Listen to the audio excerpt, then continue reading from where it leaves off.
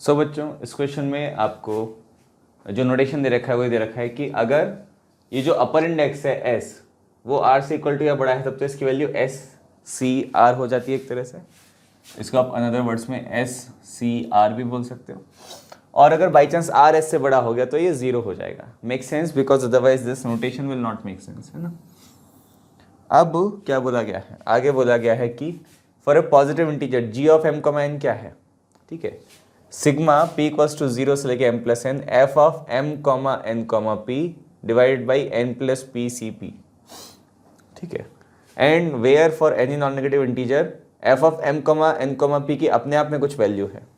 तो सबसे पहले मैं इस एक्सप्रेशन को लिखता हूँ कि ये f of m comma n comma p क्या बना है, यह है सिग्मा i इक्वल्स टू 0 से लेके p mci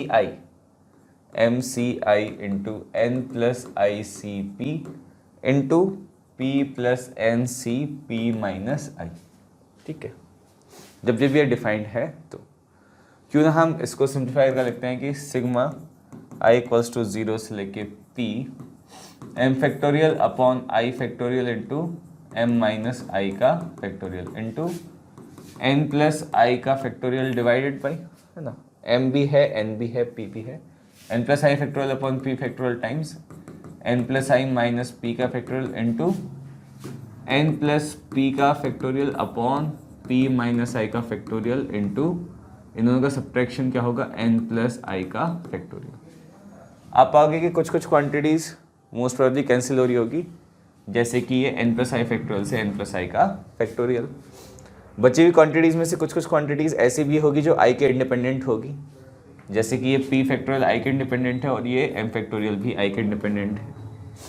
और बची हुई क्वांटिटीज़ को आप एक बार फिर से गौर करो, 4 क्वांटिटीज़ हैं, तो आप उनको किसी और तरीके से क्लब कर सकते हो क्या, जैसे कि ये n प्लस पी है, n प्लस पी फैक्टोरियल और यहाँ पे p फैक्टोरियल है, तो इन तीनों को तो मैं बाहर ले ही सकता हूँ। जो बची हुई 3 क्वांटिटीज़ बचेगी डिनोमिनेटर में, वो तीनों की तीनों i पे डिपेंडेंट है ना। और उन तीनों का हम सम देखें तो क्या बन रहा है, इन दोनों का सम क्या बन रहा है, इन दोनों का सम बन रहा है n फैक्टोरियल।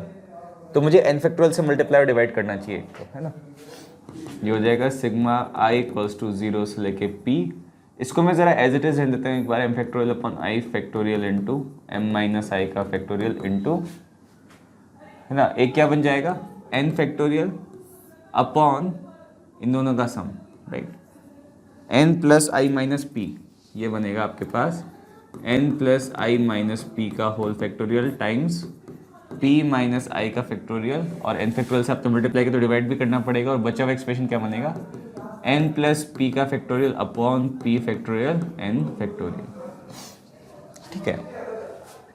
तो ये एक्सप्रेशन जो है वो n plus P C P या n plus P C N बन गया। इसको आप सिग्मा के बाहर ले लो तो क्या है ये n plus P C P times sigma I equals to 0 से लेके p M C I into N C P minus I. अब M C I into N C P minus I ये आपका बना। इसमें आप i के लिए 0 से p पुट करो, ठीक है। i के लिए जैसे ही आप 0 से p पुट करोगे तो ये क्या आएगा, एक बार मैं पुट कर देता हूँ, ये बन जाएगा n plus P C P times M C 0 into N C P plus M C 1 into N C P minus 1 plus M C 2 into N C P minus 2 से लेके N C P into N C 0। और एक standard सम है जिसकी वजह आपको पता होती है m plus N C P, तो ये तो क्या लिखा हुआ है n plus P C P into M plus N C P, ठीक है भाई। ये तो सारे के सारे जाने माने एक्सप्रेशन बनते जा रहे हैं, काम हमारा आसान होता जा रहा है। अब इसको अगर आप n plus P C P से डिवाइड कर दोगे तो ये तो पूरा कैंसिल हो जाएगा, और ये जो g of m comma n है वो मेरा क्या बन गया, सिग्मा p इक्वल्स टू 0 से लेके m प्लस n, इससे ये कैंसिल हो गया और ये बच गया m plus N C P, ठीक है। 0 से लेके आप m प्लस n तक जाओगे ना तो ये 2 की पावर m प्लस n आ जाएगा, तो g of m comma n मेरा आ गया 2 की पावर m प्लस n। तो ये जो स्केरी लुकिंग एक्सप्रेशन था और ये भी जो स्केरी लुकिंग एक्सप्रेशन था, ये एक्चुअल में सिंप्लीफाई होकर एक very very simple looking expression बन जाते हैं। अब g of m comma n is equals to g of n comma m, भाई n और m का आप ऑर्डर कर दो तो कुछ फर्क पड़ेगा क्या, नहीं पड़ेगा, तो ऑप्शन नंबर ए करेक्ट है। G of M comma N plus one is equals to G of M plus one comma N. आप ये भी पुट करके देख सकते हो, एन की जगह एन प्लस वन पुट करो या एम की जगह एम प्लस वन पुट करो, बात वही पड़ेगी।